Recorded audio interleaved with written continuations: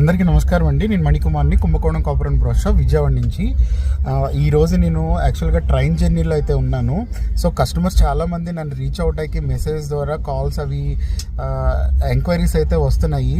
So మధ్యలో train జర్నీలో ఉండటం వల్ల సిగ్నల్స్ మిస్ అవ్వటం వల్ల నేను సరిగ్గా వాళ్ళకి మెసేజెస్ అయితే ఇవ్వలేకపోతున్నాను అనమాట. సో నేను వెస్ట్ బెంగాల్ అయితే వెళ్తున్నాను బిజినెస్ పని మీద, ప్లస్ అది కాక తారాపేట అమ్మవారి గుడికి వెళ్తున్నాను అనమాట సాధన కోసం. సో అలాగే ఎవరైతే మా ఫాలోవర్స్ ఉన్నారో వాళ్ళకి నేను ఏంటంటే ఎప్పుడు ఏ టెంపుల్కి వెళ్ళినా కూడా నేను అప్లోడ్ చేస్తూ ఉంటాను వీడియోస్ అనేది. సో ప్రత్యేకంగా ఈరోజు నేను తారాపేట వెళ్ళటానికి గల కారణం ఏంటంటే మనకి దశమహావిద్యల్లో ఒక విద్య అయిన తారాదేవి అమ్మవారు. సో చాలామంది ఉగ్రతార అంటారు, అలాగే శ్మశాన తార అని కూడా అంటారు. తర్వాత ఇంకోటి మనకి అష్టాదశ శక్తిపీఠాల్లో అతి శక్తివంతమైన శక్తిపీఠం అంటే కామాఖ్య, తర్వాత మనకి తారాపేట. ఎందుకంటే అమ్మవారి యొక్క త్రినేత్రం పడిన చోట, అందుకనే చాలా శక్తివంతమైన పీఠం. ఇంకోటి ఆ ఒక్క శక్తిపీఠం యొక్క మహత్యం ఏంటంటే ఒక పక్కన రక్తంతో నైవేద్యం చేస్తూ ఉంటారు, ఒక పక్కనేమో వేద మంత్రాలతో పూజలు చేస్తూ ఉంటారు, ఇంకో పక్క మహాశ్మశానంలో అమ్మవారి యొక్క తాంత్రిక సాధనలు జరుగుతూనే ఉంటాయి.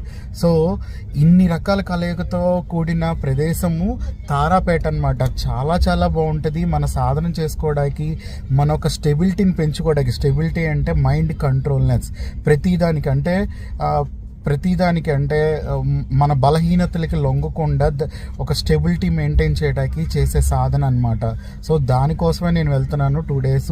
ప్లస్ అది కాక ఇంకోటి మనకి తారాదేవిని ఇటు బౌద్ధాచారంలో, హిందూయిజంలో కూడా పూజిస్తారు. యాక్చువల్గా మనకి బుద్ధిజంలో వచ్చేటప్పటికి ఎల్లో తార, గ్రీన్ తార, బ్లూ తార, రెడ్ తార, తర్వాత వచ్చే వైట్ తార, ఇలా 5 రకాలుగా పూజిస్తారు. అలాగే 21 అవతారాలు ఉన్నాయని కూడా అంటారు తారాదేవి.